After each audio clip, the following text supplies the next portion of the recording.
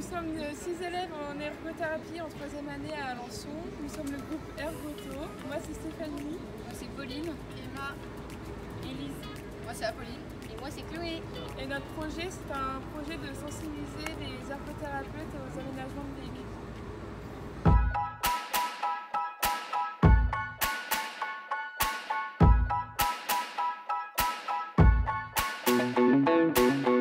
Artlist.io.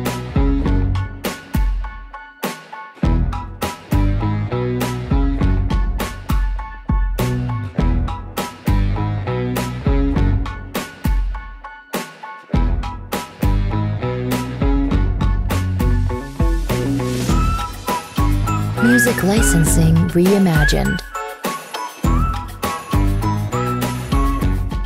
Que là, tu es hémiplégique côté gauche, Oui. d'accord? Donc ton pied gauche il va pas se salir, ta main gauche tu peux pas t'en servir. Oui.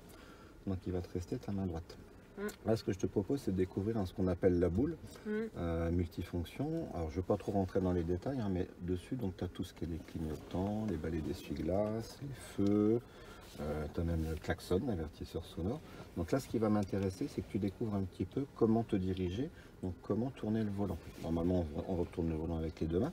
Sauf que vu que tu es bah oui, tu n'as plus que ta main droite de valide, d'accord? Donc tu as la société Ballonoir qui est là, pour pas faire de pub, qui a créé cette boule-là et qui va te permettre avec ta main droite en fait de te diriger, de tourner le volant. Ok. D'accord?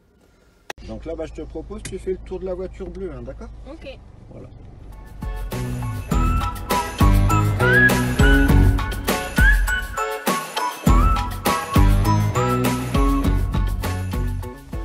Tes premières impressions? Ça va, mais Ça en va. fait c'est un peu déstabilisant Oui. par rapport à... pour tourner tout le volant en fait.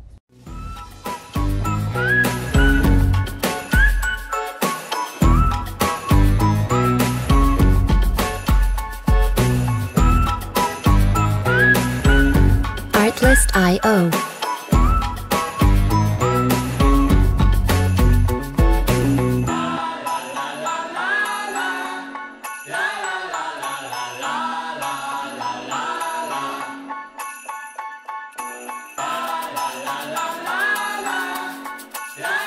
Music licensing reimagined.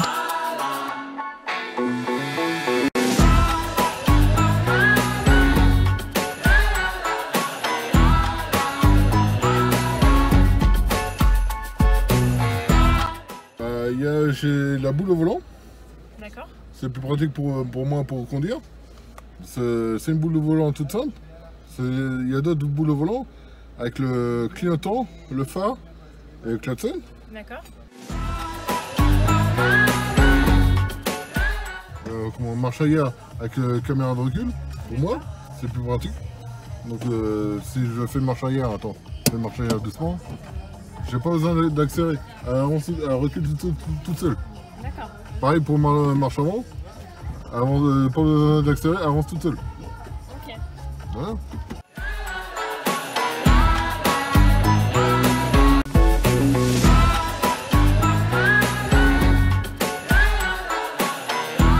Artlist.io.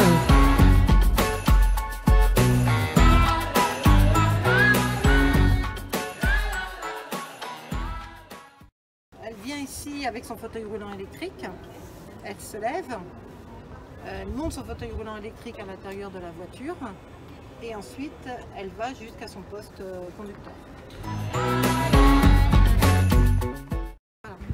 Donc ça c'est pour les personnes qui marchent, qui ont une mobilité longue ou courte. On va de 20 kg jusqu'à 200 kg. Alors au niveau de la conduite, vous avez tout ce qui est amputation de membre inférieur, donc la jambe droite, où la personne peut accélérer du pied gauche. Ensuite les membres supérieurs, bras droit ou bras gauche, où il faut une boule avec les clignotants, les phares et les klaxons. Et ensuite on a tout ce qui est paraplégique, donc les deux membres inférieurs paralysés. Et donc là, il faut accélérateur, frein au volant.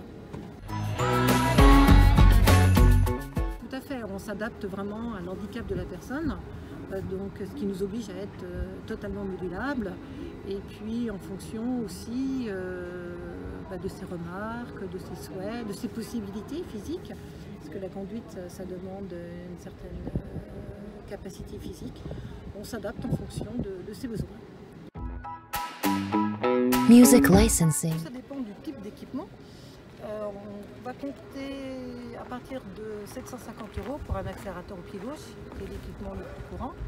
Et on peut aller jusqu'à 3 500 € pour un accélérateur frein au volant avec les commandes électriques au volant, quel que soit le véhicule, qu'il soit en thermique, en essence ou en diesel, ou bien en électrique.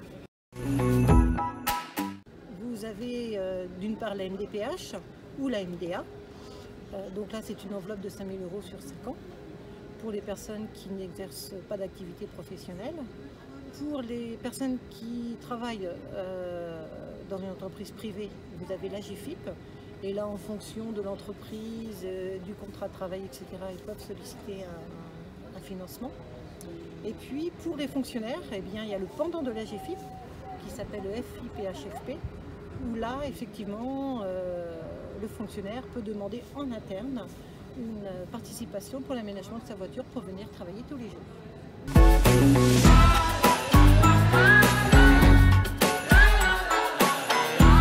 Artlist.io.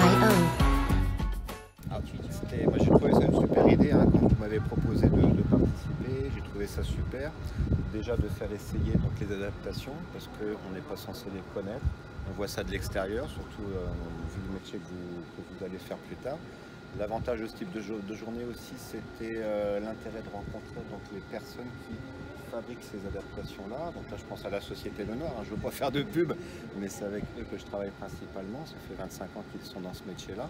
Donc ça permet aussi d'échanger nos connaissances, nos points de vue, afin d'améliorer leurs produits. Enfin voilà, c'était un petit peu tout cet ensemble-là.